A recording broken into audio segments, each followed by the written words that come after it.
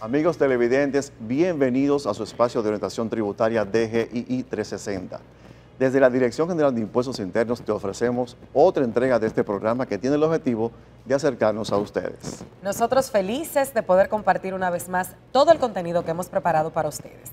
En esta entrega traemos un programa especial sobre los hechos punibles tributarios y cómo actúa la Dirección General de Impuestos Internos ante el incumplimiento. Para esto nos acompaña la encargada del Departamento de Litigio Judicial, Marcia Romero, con quien estaremos conversando sobre las transacciones fraudulentas que dan paso a aperturar una investigación de tipo penal y cuál sería la sanción para estos delitos.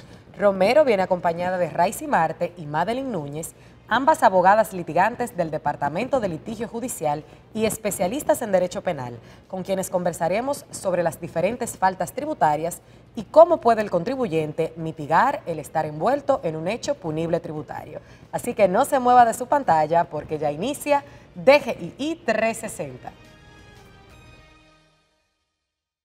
Esta semana en DGII 360 nos acompaña la encargada del Departamento de Litigio Judicial, Marcia Romero, con quien estaremos hablando sobre esas transacciones fraudulentas que dan paso a aperturar una investigación de tipo penal y cuál sería la sanción para estos delitos.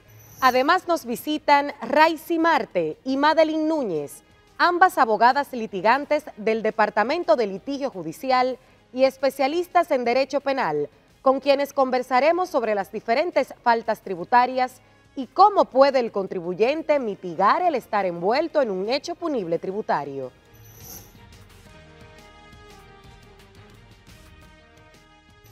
Para nosotros es importante que te mantengas enterado y actualizado respecto a las fechas límites para la presentación o pago de las obligaciones tributarias, por eso te recordamos cuáles son los días. El lunes 27 de marzo es la fecha límite para los siguientes impuestos: contribución de salida de líneas aéreas, primera quincena de marzo 2023, mientras que el jueves 30 es la fecha límite para el pago del impuesto a los hidrocarburos y contribución de GLP.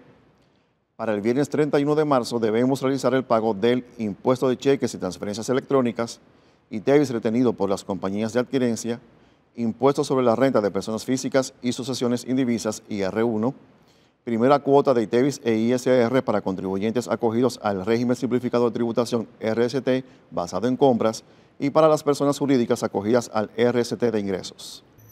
La Dirección General de Impuestos Internos participó activamente en la Semana Económica y Financiera 2023 que organiza el Banco Central de la República Dominicana.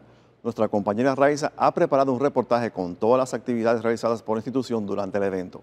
Veamos. Buenas amigos televidentes, les saludo desde la 9ª versión de la Semana Económica y Financiera 2023, que se ha celebrado durante toda la semana hasta el viernes 24 de marzo. Aquí nuestra institución ha tenido un papel destacado para promover una cultura tributaria basada en valores. Acompáñenos. El director general de la DGII, Luis Valdés Veras, recibió en el stand de la institución al gobernador del Banco Central, Héctor Valdés Albizu. Para nuestra participación, se diseñó un programa de capacitación dirigido a niños, jóvenes y público en general que se dieron cita en el evento. Dentro de nuestro programa, se presentó la charla Promoción de Cultura Tributaria, dictada por especialistas del Departamento de Educación Tributaria de la institución, dirigida a estudiantes de 12 a 18 años.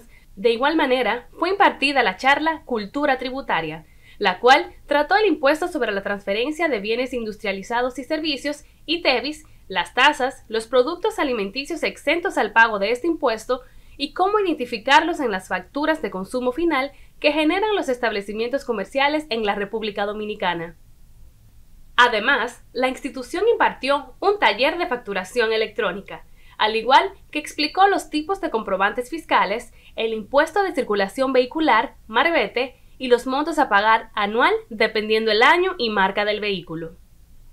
El último día de la actividad, los más pequeños disfrutaron del cuentacuentos titulado Cuidado de los bienes públicos, donde se narró de forma divertida, novedosa, creativa e interactiva de cómo los impuestos recaudados por la DGII ayuda al gobierno a realizar las obras de infraestructuras que contribuyen a mejorar la calidad de vida de la población. Durante toda la semana, nuestro stand distribuyó diversos materiales educativos tributarios que trataron sobre la misión y visión de la DGII, su rol, su historia, función y el compromiso asumido por esta gestión de acercar la administración tributaria al contribuyente. Para la celebración de esta versión participan 40 instituciones públicas y privadas. Esta iniciativa es organizada por el Banco Central de la República Dominicana con colaboración de la Fundación Child and Youth Finance International, con el objetivo de fomentar el desarrollo de la educación económica y la inclusión financiera en nuestro país.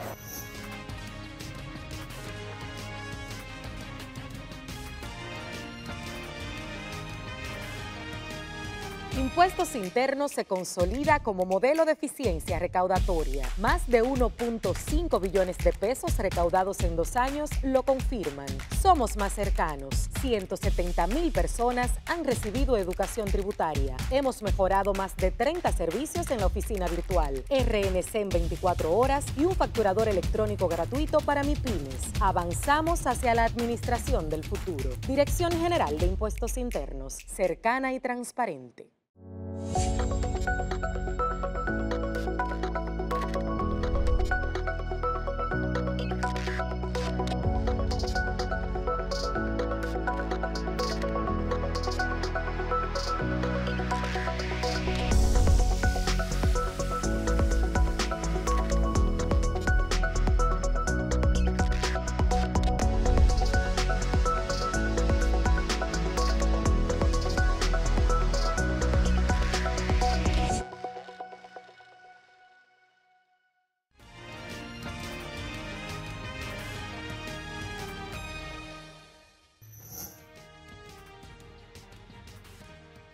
Continuamos con su programa DGII 360 y en esta entrega nos acompaña Marcia Romero, encargada del Departamento de Litigio Judicial, con quien estaremos conversando sobre esas transacciones fraudulentas que dan paso a aperturar una investigación de tipo penal y cuál sería el tipo de sanción para este delito. Marcia pertenece a la Gerencia de Investigación de Fraudes y Delitos Tributarios y es miembro de la Red de Especialistas Tributarios y Educadores Retribuye. Bienvenida. Muchas gracias.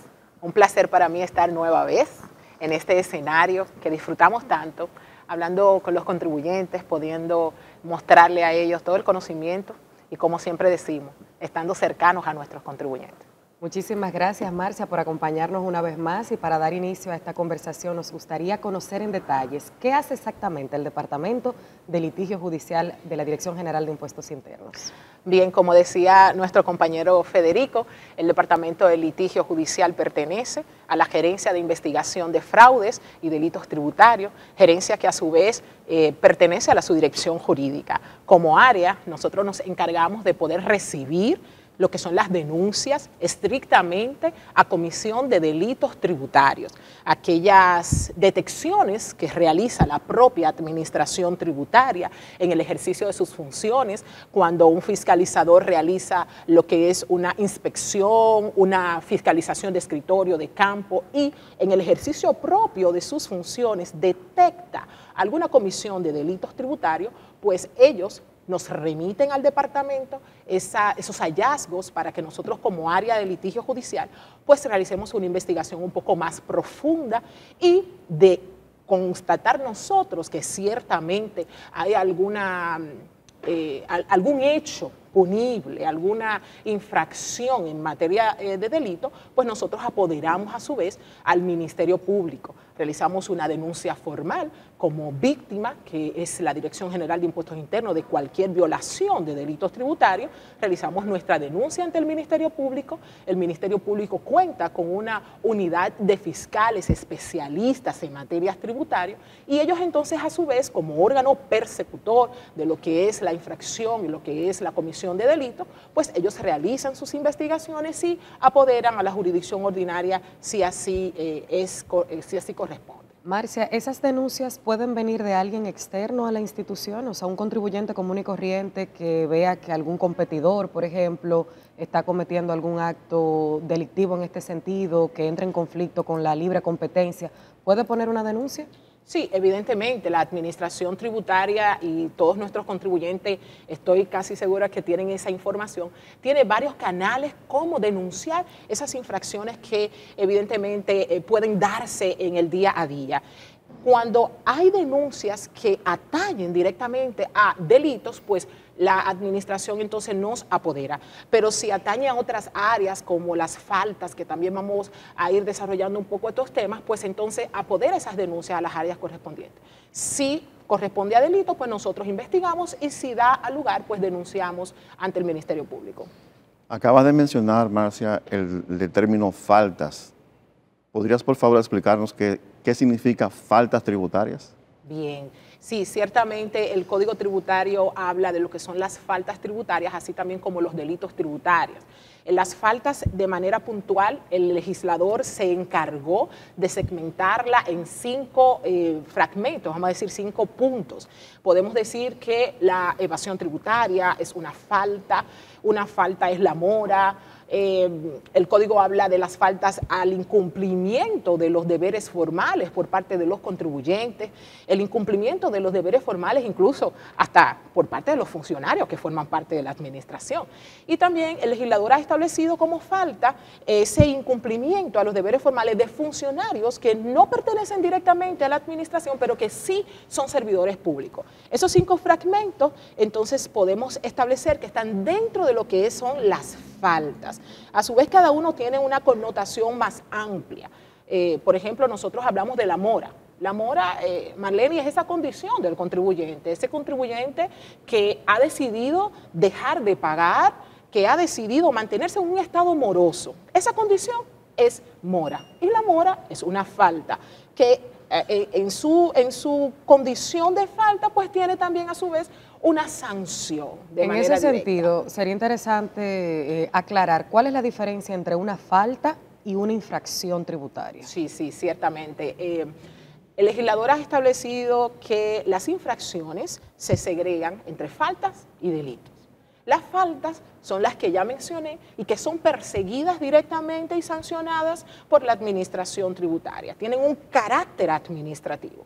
Sin embargo, los delitos, aunque son parte de las infracciones, la administración solamente tiene la facultad de poder denunciar ante el Ministerio Público. Y es el Ministerio Público que realiza sus investigaciones y apodera entonces a la jurisdicción penal, para que los jueces de la jurisdicción penal pues evalúen y determinen. Ellos son los que dictaminan las sanciones a aplicar, evidentemente conforme a lo que establecen ya tanto el Código Tributario como la Ley Penal común. Me gustaría, antes de poder continuar con el desarrollo de los temas, poder hacer una pausa para que nuestros oyentes puedan y televidentes puedan entonces conocer bien lo que son las faltas tributarias. Fíjate, Marlene, Federico, en materia de falta, y me voy a detener mucho en lo que tiene que ver con las faltas del cumplimiento al deber formal.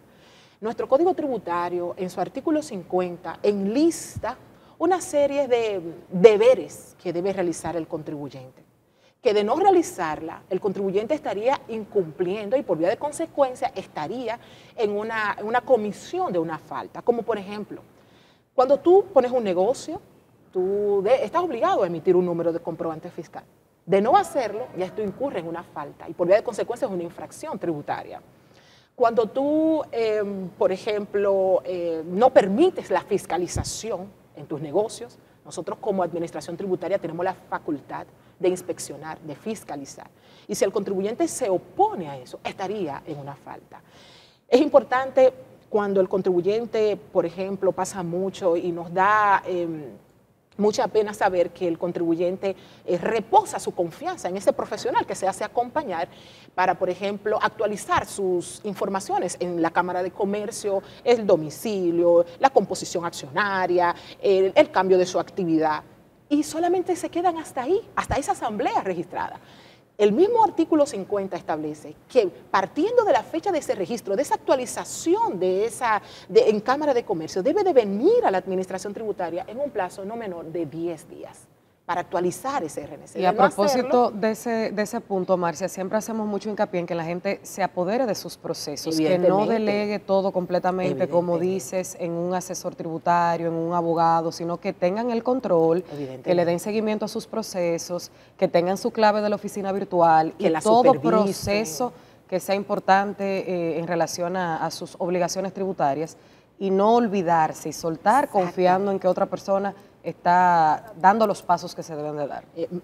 Tú has dicho algo sumamente importante, que el contribuyente se empodere de su actividad, de su negocio. Bien, nos podemos hacer acompañar. Nosotros vamos a los médicos y nos orientamos con el doctor y el doctor nos da, pero nosotras las madres leemos la literatura del medicamento antes de tomárnoslo. Claro. Asimismo, nosotros les recomendamos a nuestros contribuyentes que estén supervisando ese profesional que usted le ha delegado. Porque, ¿qué pasa? Que el cumplimiento, el no cumplimiento de ese deber formal da lugar a una sanción. ¿Y a quién se le aplica esa sanción? Es al responsable, es al contribuyente. Entonces, es importante que, y les invito, el artículo 50 es un fragmento interesante que cada contribuyente, les invito a que puedan buscarlo, ley 1192, artículo 50, denle una leidita y ténganlo bien pendiente. Usted no puede actualizar en Cámara y no actualizar en DGI. Usted no puede poner un negocio sin emitir comprobante. Usted no puede obstaculizar la fiscalización. Usted debe de tener una contabilidad organizada. Usted debe de solicitar los permisos necesarios para poder operar. Entonces, hay una serie de exigencias y deberes que nosotros debemos como contribuyentes cumplir. Marce, ¿quiénes son los responsables de velar por el cumplimiento de los deberes formales y de que no se incurra en una falta tributaria? Bueno, como hablábamos, ese contribuyente de quien se ha identificado ese hecho generador de obligación tributaria, en principio es el responsable. Pero el Código Tributario ha establecido en su artículo 11 una lista también de responsables. Tenemos dos sujetos. Está el contribuyente de quien se ha detectado el hecho generador de obligación tributaria y quien es el obligado en principio. Pero también tenemos agentes o personas designadas por la propia administración tributaria en razón del Código Tributario que le dé esa facultad, como lo que son los agentes de retención y de percepción, que no son el contribuyente mismo, pero es a quien se le ha designado, se le ha delegado esa facultad de tomar el impuesto, ya sea percibirlo o retenerlo y pasarlo a la administración. De no hacerlo, él sería un responsable. Están los gerentes, en principio una persona jurídica es la responsable ante sus obligaciones, pero posteriormente están los solidarios, que son los gerentes, administradores. Bueno, hay una gama. En materia sucesoral, por ejemplo, un niño puede heredar, pero el responsable establece el artículo 11 que va a ser ese tutor. También esa persona que ha heredado de manera a través de un testamento por legatario, un legatario es un responsable. O sea, el artículo 11 enlista de manera clara quiénes son los responsables a que la administración tributaria va a perseguir en caso de incumplimiento de alguna infracción. Has hablado de faltas, de infracciones, pero ¿cuándo una falta o una infracción obtiene la categoría de delito tributario? ¿En qué momento estamos hablando propiamente de un delito tributario? Excelente. Como vimos, hay una lista de faltas. En el caso, por ejemplo, de delitos tributarios, el legislador ha establecido 3 elementos puntuales que dan lugar a la comisión de un delito. La defraudación tributaria. ¿Cuándo viene y nace una defraudación tributaria? Bueno, cuando el contribuyente de manera intencional, pues entonces, o no intencional, por acción u omisión, realiza actividades, maniobras para reducir el impuesto a pagar. Por ejemplo, cuando usted utiliza costos y gastos que no son relacionados a su actividad económica. Y en la República Dominicana suele pasar mucho eso. Dame el número de comprobante, dame la factura a mí. Es penoso, pero incluso son recomendados por los muchos profesionales.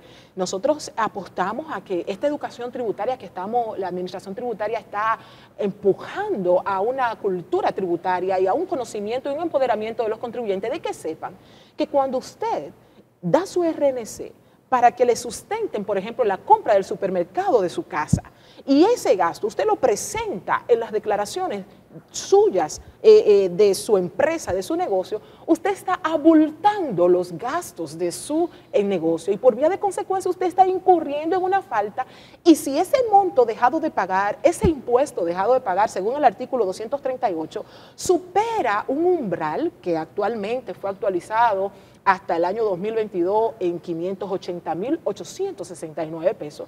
Si ese monto dejado de pagar, ese impuesto evadido supera ese monto, ahí entra la defraudación. y entonces se convierte en un delito tributario. ¿Y ese monto es independiente de, digamos, de los presupuestos que manejen las empresas? Sí, o sea, ¿es fijo para todo tipo de empresas? Sí, es como un umbral. O sea, yo, por decir algo, tengo un restaurante y yo comienzo a abultar gastos, a inventarme gastos, a sustentar gastos digo que yo le irreales. cubro a mis ejecutivos, por ejemplo, la cuenta de supermercado de mis ejecutivos, aunque yo no trabaje con alimentos y bebidas. Exacto. Esos son gastos que no ayudan a mantener, fíjense bien, los gastos que ayudan a sustentar, mantener y conservar la renta son los únicos que yo puedo deducirme. Y una compra del supermercado, como bien tú dices, no forma parte de la actividad económica. Si yo lo presento, yo reduje la base gravable del impuesto y por vía de consecuencia entonces yo estoy evadiendo el impuesto. Pero entonces, ¿qué dice el legislador? Mira, si esa evasión supera 580.000, que ha sido el monto indexado hasta el 2022, si ese monto que tú dejaste de pagar, ese impuesto dejado de pagar, supera 580.869 para ser exacto, pues entonces, además de evasión, porque tienes que pagar el impuesto dejado de pagar y vas a ser sancionado por esa evasión, entonces se te puede perseguir por la comisión de un delito. ¿Cuál delito? Defraudación tributaria. Bien, entonces esa naturaleza comienza con esas actividades propias de manera irreal que el contribuyente realiza. Ese es un delito. Otro delito es cuando se elabora de manera clandestina productos que están sujetos a impuestos. Por ejemplo, fabricación de alcohol de manera clandestina. Si usted como contribuyente no agota los procedimientos necesarios para solicitar los permisos necesarios, para entonces usted fabricar productos que están sujetos a impuestos y que están sujetos a un permiso que da la administración tributaria, entonces usted está cometiendo un delito tributario que es la elaboración y fabricación de comercio clandestino. Y por último, el legislador ha especificado que es algo que vemos muy frecuente, que es esa fabricación de especies y valores fiscales. ¿Qué es eso, Marcia? La matrícula es un valor fiscal, es una especie fiscal. El marbete es una especie fiscal, es un valor fiscal. Si yo fabrico eso, entonces yo estoy incurriendo en un delito tributario, porque la única que tiene la facultad para fabricar esas especies fiscales es la administración tributaria. Por ejemplo, recientemente la administración publicó en los medios de comunicación un proceso que detectamos en el área de personas que estaban fabricando marbetes. Salió un comunicado desde público conocimiento para toda la República de cómo la administración tributaria ha estado persiguiendo esa comisión de esos delitos tributarios, en específico fabricaciones de marbetes. Personas que se dedicaban a fabricar de manera clandestina marbetes. Marcia, en el caso de una persona que haga negocios con una empresa que esté incurriendo en uno de estos delitos, como pudiera ser un comercio que adquiere esos productos que tiene conciencia que son producidos de manera irregular, ¿también está incurriendo en un delito tributario? Pudiera que sí tenga algo de responsabilidad. Nosotros hemos tenido casos donde hemos visto un conjunto de empresas, de contribuyentes, que entre ellos se asocian para transferir bienes de fabricación clandestina y que evidentemente lo colocan en el mercado, colocan esos productos en el mercado en un precio más bajo porque están fabricados a la espalda de la supervisión de la administración. Entonces hay un conjunto de contribuyentes que entonces sí se asocian, que ahí vamos a tener que tocar otros tipos penales como asociación de malhechores para poder llevar a cabo la fabricación clandestina de productos, o sea que pudiera, pero evidentemente eso no lo va a determinar la administración, sino que lo determina ya la jurisdicción penal. Hemos hablado mucho de delitos tributarios, faltas tributarias, pero nos gustaría saber, dentro de esos delitos tributarios castigados penalmente, ¿en cuáles incurren más los contribuyentes? Bueno, en el departamento nosotros podemos decir que la defraudación es uno de los delitos más comunes. Me voy a detener y también lo que tiene que ver con la fabricación de especies fiscales. Y quiero detenerme con mucha interés para que nuestros televidentes puedan estar atentos. Sepan que la administración tributaria, el interés de la administración tributaria y el objeto de la administración tributaria es el recaudo del impuesto.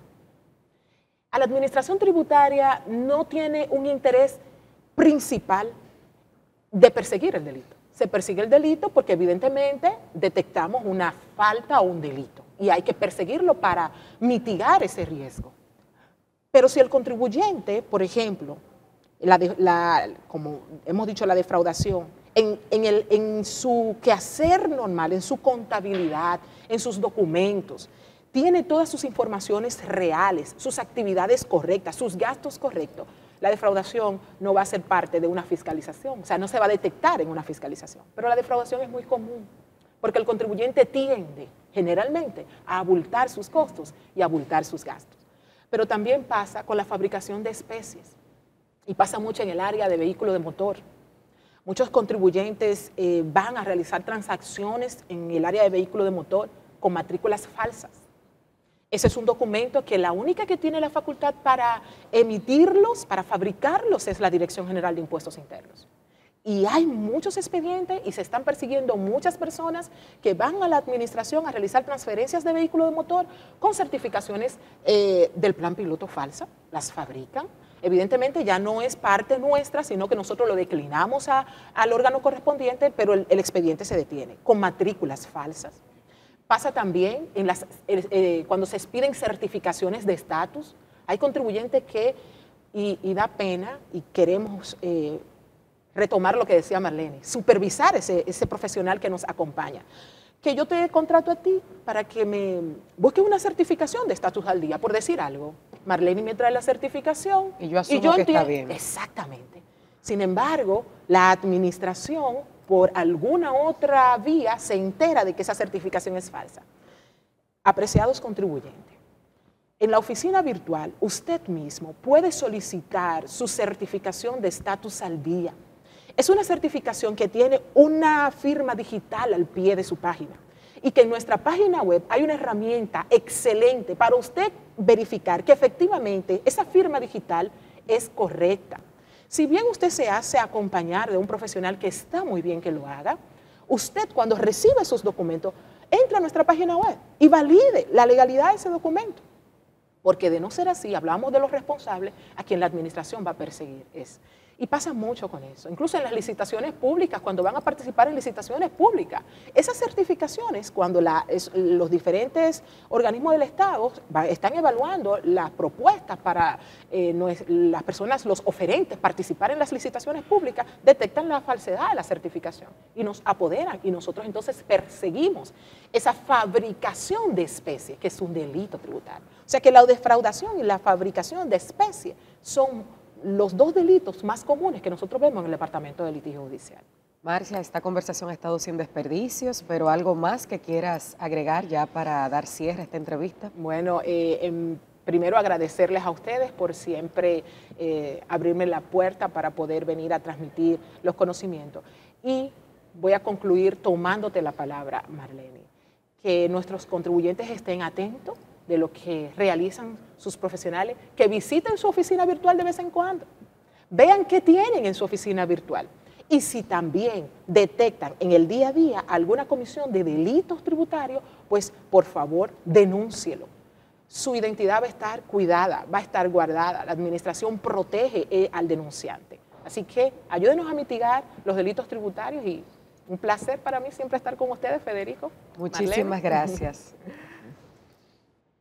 Amigos, acabamos de conversar con Marcia Romero, encargada del Departamento de Litigio Judicial, a quien agradecemos por habernos acompañado y brindarnos estas informaciones tan valiosas para todos los contribuyentes y ciudadanos. No se muevan de su pantalla porque cuando regresemos conversaremos con Raicy Marte y Madeline Núñez sobre los delitos tributarios. Así que quédese con nosotros que ya volvemos.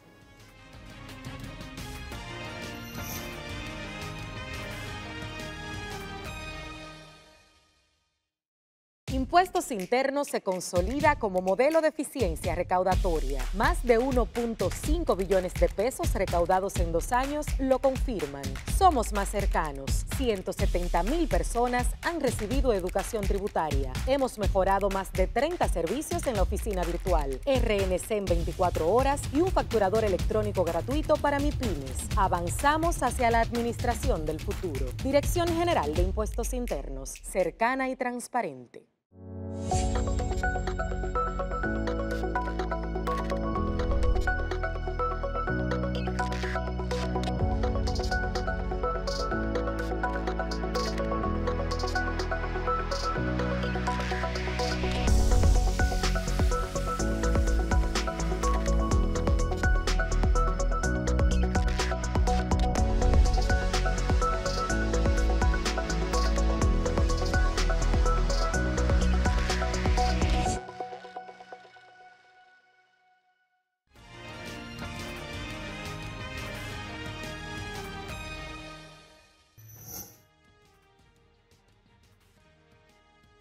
Continuamos con su programa DGII 360 y en la entrevista anterior conversábamos con Marcia Romero, encargada del Departamento de Litigio Judicial sobre transacciones fraudulentas. Ahora nos acompañan Raicy Marte y Madeline Núñez para seguir profundizando sobre este interesante tema y enfocarnos más en detalle en los delitos tributarios.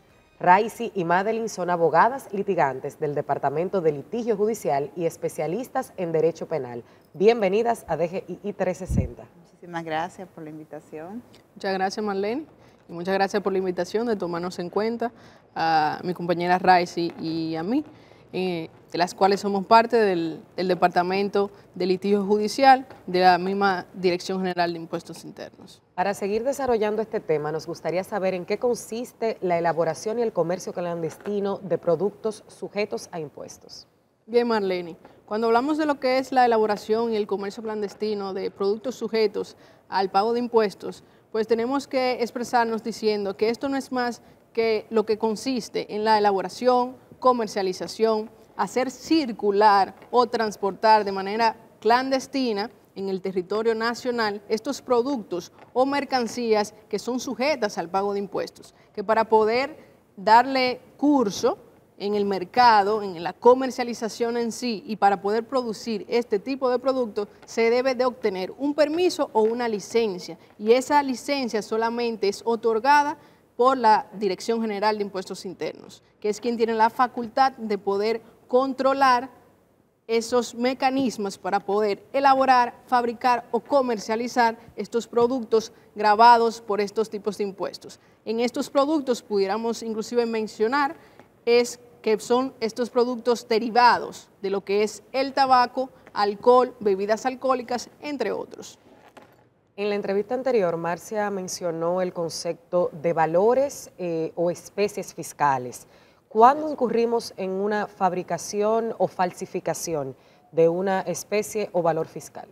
Sí, bueno, podemos establecer, así como la licenciada Marcia habló hace un momentico, cuando una persona incurre en una falsificación o fabricación de especie, es para evitar algún pago de delitos de tributos o también para beneficiarse de alguna licitación o temas de vehículo de motor. El Código Tributario establece 3 actividades que corresponden a la fabricación y falsificación de especies fiscales. Podemos mencionar lo que es la falsificación o uso de ese documento, como placas, marbetes, también papel sellado, que son dirigidos o son utilizados exclusivamente por la Dirección General de Impuestos Internos. También está lo que es la impresión. Hay personas que imprimen y utilizan ese tipo de documentación como sin autorización. Tenemos que enfatizar eso, que esa utilización la hace sin una autorización legal, que no pertenecen a la Dirección General de Impuestos Internos, y la utilizan, y podemos mencionar como son los marbetes, también las placas, calcomanías, etcétera. Y por último, y no la menos importante, y entiendo que es una de las que más se utilizan, es la alteración de documentos. Utilizan algún tipo de documento, certificación, le alteran, por ejemplo, la fecha, la firma digital y también altera lo que son los marbetes, papel sellado. Entonces, todo esto está establecido en el Código Tributario y esa persona que haga alguna de las actividades incurre en lo que es la fabricación, falsificación de especies fiscales. ¿Qué sanción aplica cuando alguien incurre en uno de estos delitos? Bien, Marlene, en cuanto a las sanciones en que puede incurrir esa persona que ha cometido uno de estos delitos tributarios que están contemplados en el Código Tributario, pues podemos comenzar ese listado mencionando primeramente lo que es la multa. Una multa de 2 a 10 veces el tributo que se está defraudando. Esto sin perjuicio de esa pena privativa de libertad que se puede aplicar a esa persona que ha cometido este delito. También pudiéramos mencionar lo que es la prisión, que va entre un rango de 6 días a 2 años. También está el tema de lo que es el comiso de esos objetos materiales que son utilizados para la comisión de este delito o a su vez que son los que son utilizados en el momento y que es en ese hecho que se comete el mismo. También pudiera darse el caso de que se tenga que clausurar el establecimiento que ha cometido uno de estos delitos. O sea, que estamos hablando de un tema serio que no se debe de tomar bajo ningún concepto a la ligera. No se trata simplemente de que imprimir un documento, sino que se está incurriendo en un delito penado por la ley. Así es. Y también, perdón, Manín, que te interrumpa, añadiendo a lo que ha establecido mi compañera, también parte de las sanciones es la suspensión y la desvinculación del cargo público que tenga la persona en caso de que tenga algún tipo de función pública.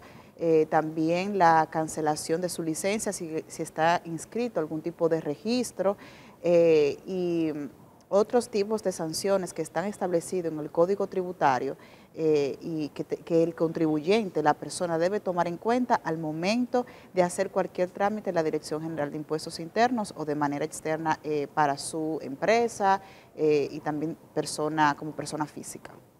¿Cómo puede un contribuyente mitigar el hecho de estar involucrado en un delito tributario? Bueno, diríamos que para poder mitigar el hecho de tú cometer este delito tributario, lamentablemente esa responsabilidad sobrecae sobre el contribuyente.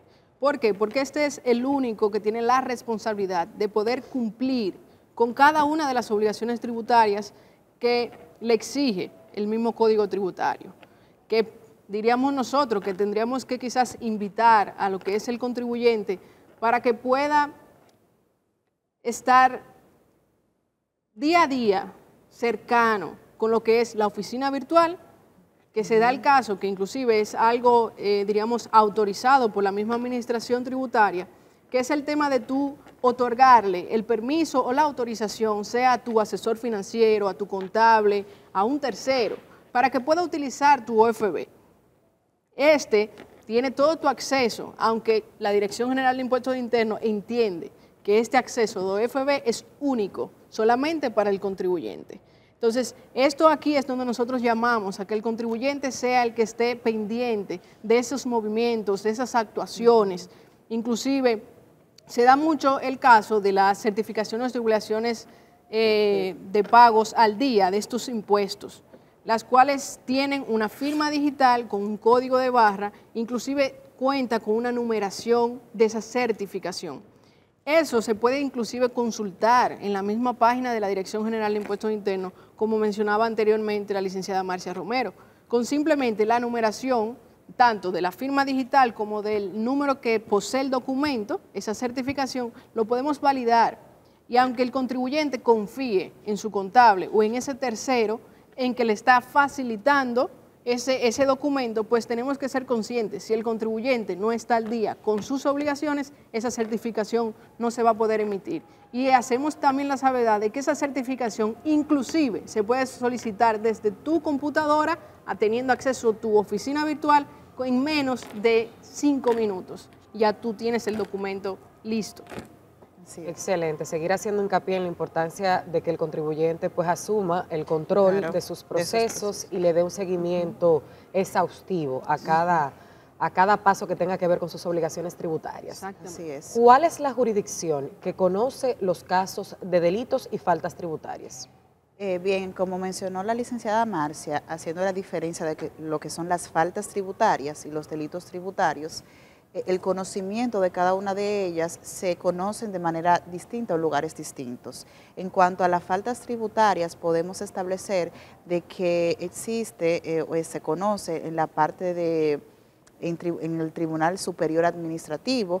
También esto pueden ser susceptibles, esos trámites, actos que son notificados por la Administración Tributaria, son conocidos en recursos, o susceptibles, perdón, de recursos de reconsideración y también en recursos contenciosos de tributo. Es importante también establecer de que ya la parte de delitos tributarios son denunciados por la Administración Tributaria, perseguidos por el Ministerio Público y el proceso se conoce, la sanción se impone en la jurisdicción penal. Es muy importante establecer esa diferencia para que el contribuyente sepa a dónde acudir, a dónde ir al momento de realizar algún tipo de trámite en el proceso. Pudiéramos agregar, Marlene, también en ese punto, y es que una de las distinciones también es ese sujeto activo. En cuanto a la falta tributaria, el sujeto activo viene siendo el contribuyente, pues es quien se auxilia del Tribunal Superior Administrativo para decirle, mire, yo no estoy de acuerdo con lo que la administración tributaria ha podido observar o encontrar en mis declaraciones que para el contribuyente son reales. Entonces, en cuanto a en la jurisdicción penal, el sujeto activo sobrecae en la administración tributaria, que es la Dirección General de Impuestos Internos, junto a ese órgano investigador que es el Ministerio Público. Así es. Ya hemos puntualizado que el responsable de un delito tributario es el mismo contribuyente, pero ¿qué pasa cuando hay involucrado un tercero, como pudiera ser el caso de alguien que me vendió unos vehículos porque quiero emprender poniendo un dealer y de pronto me vendieron 10 vehículos con matrícula falsificada, por utilizar un caso hipotético? Sí, claro. ¿Qué sucede cuando yo soy víctima de un delito cometido por otra persona? Bueno, debemos resaltar aquí de que el Código Tributario establece que un tercero puede incurrir en un delito aunque no tenga un deber con el tributo. Todo depende de la participación que se pueda determinar en la investigación en cuanto a esa persona. Ahora bien, como hemos estado motivando al contribuyente, si usted sabe, tiene conocimiento de algún tipo penal que usted entiende que no ha incurrido, que ha sido otra persona, se le invita, ¿verdad?, a los canales que ha establecido mi compañera, a denunciar a esa persona que usted entienda o verificar procesos que se le haya hecho a su cargo, denunciarlos ante las autoridades, el Ministerio Público y también la Dirección General de Impuestos Internos. Pero debemos resaltar de que si en la investigación se verifica que un tercero, ¿verdad?, una persona que se ha determinado en la investigación, ha incurrido en un delito tributario, puede ser sancionado. ¿Existen personas, ya sea física o jurídica, que estén excluidas de cometer un delito tributario o esto aplica para todo el mundo? No, claro, Marlene, existe la exclusión de esta responsabilidad. El mismo Código Tributario, en su artículo 216, nos establece 3 puntos específicos para poder excluir de la responsabilidad del hecho ilícito de lo que son los delitos tributarios. En este caso podemos mencionar lo que es la incapacidad, que es cuando se carece de esa representación legal o judicial para cometer el hecho en sí.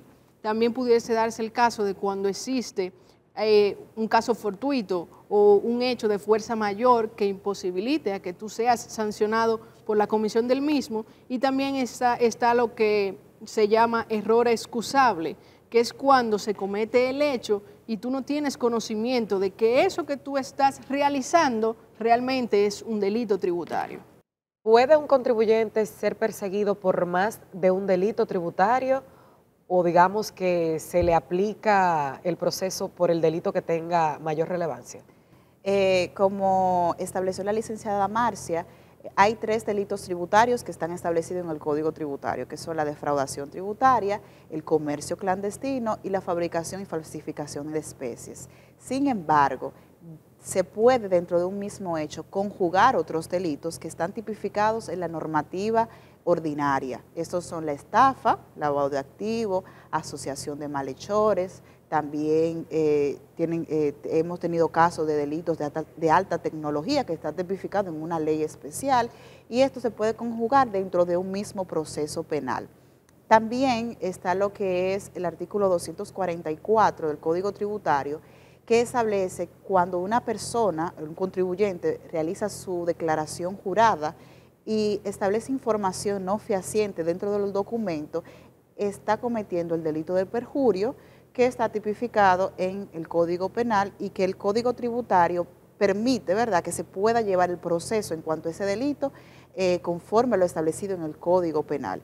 Es por eso que nosotros hacemos hincapié de que el contribuyente, toda la información que emita o que establezca, que entregue a la administración tributaria sea información fehaciente, información verídica, ya que puede estar cometiendo un delito tributario o un delito común establecido en la normativa, en las leyes del país. Ok, pero en dado caso que una persona incurra en varios delitos al mismo tiempo, ¿es perseguido por todos? Exactamente, es perseguido por todos, se establece lo que es una calificación jurídica, esa calificación jurídica detalla cada delito y también se individualiza de acuerdo a la participación de la persona. Por ejemplo, en un caso que haya 3 imputados, 3 personas que hayan incurrido en varios delitos, se establece los delitos o el delito que esa persona incurrió y cómo incurrió o qué actividad hizo para establecer el Ministerio Público, la parte acusadora, el tipo penal o los tipos penales. Retomando. También, Marlene, sería bueno hacer la observación, diríamos, que a pesar de uno tener un concurso de delitos, que son diferentes delitos, diríamos, defraudación tributaria, que está en el Código Tributario, pero también podemos hablar de esa estafa agravada, que es porque se ha incurrido en contra del Estado, que ese delito lo vemos en el Código Penal dominicano, pues tuviéramos que poner en una balanza, que entiendo que quizás sería bueno recalcar esto, que es el tema de que ¿cuál delito tiene una mayor pena? Entonces, a nivel de los tribunales penales, al momento de ser condenado o sancionado una persona que ha cometido diferentes delitos, pues entonces tomaríamos en cuenta el de mayor pena.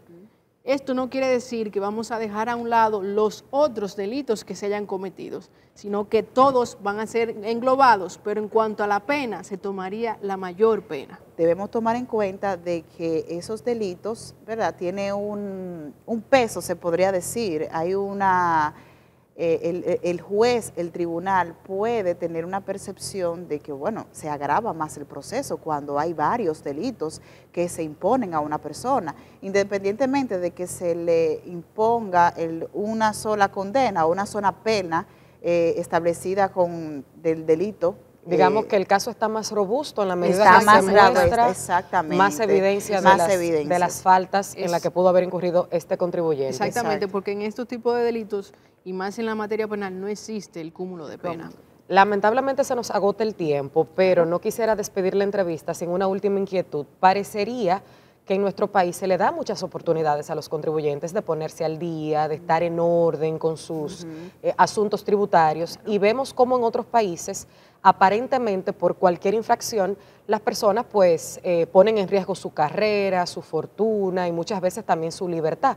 ¿Cómo se maneja el proceso penal en la República Dominicana cuando se detecta un delito tributario? O sea, ¿cómo es ese proceso hasta llegar, digamos, que al desenlace definitivo y más radical de que una persona sea privada de su libertad por una infracción de esta naturaleza?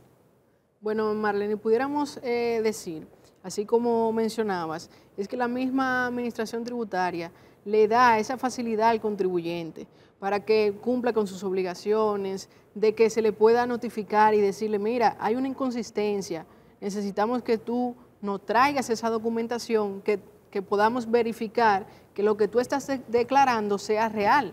También la administración le notifica a ese contribuyente que existe una inconsistencia, y es en base a esto entonces que la administración le solicita, tráeme esa documentación que podamos sustentar toda esa información que has depositado en esa declaración jurada ante la administración. Entonces, en todo ese procedimiento, diríamos que el contribuyente tiene a su favor un plazo, un lapso de tiempo donde puede demostrarle a la administración que no está incurriendo en ninguna falta.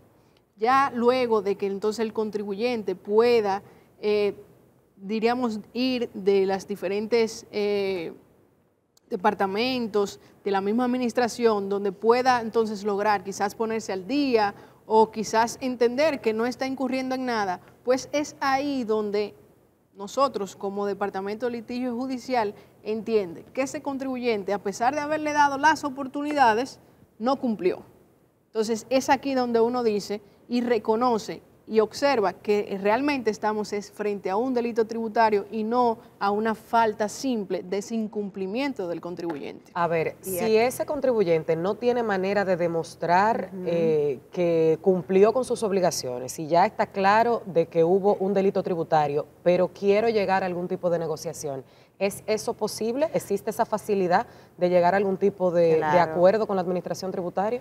Claro que sí, el contribuyente, como establecí, puede acercarse a la administración, llegar a un acuerdo, pero es importante resaltar que esos acuerdos o esa conversación tiene que ir de cara a lo que es la normativa, a las leyes dominicanas y también de cara al Ministerio Público, que es ya el órgano autorizado para la investigación y persecución de los delitos tributarios. Bien, muchísimas gracias por compartir con todos los televidentes de DGII 360 estas valiosas informaciones. Amigos, acabamos de conversar con Raicy Marte y Madeline Núñez, abogadas litigantes del Departamento de Litigio Judicial de la Dirección General de Impuestos Internos, a quienes agradecemos por habernos acompañado. No se mueva de su pantalla porque volvemos con mucho más contenido de valor en DGII 360.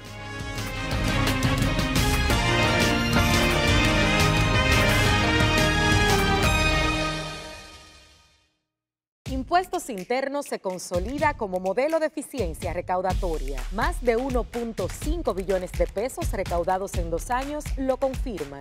Somos más cercanos. 170,000 personas han recibido educación tributaria. Hemos mejorado más de 30 servicios en la oficina virtual, RNC en 24 horas y un facturador electrónico gratuito para MIPYMES. Avanzamos hacia la administración del futuro. Dirección General de Impuestos Internos, cercana y transparente.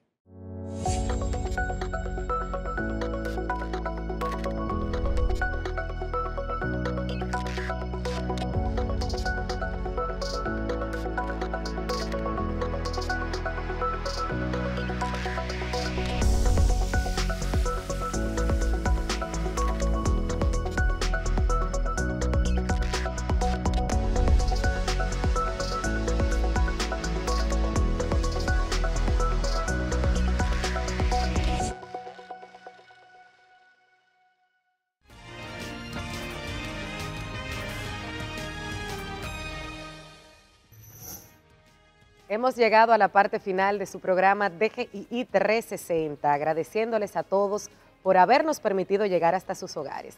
Será hasta una próxima entrega de mucho más contenido de valor en orientación tributaria. Hasta entonces.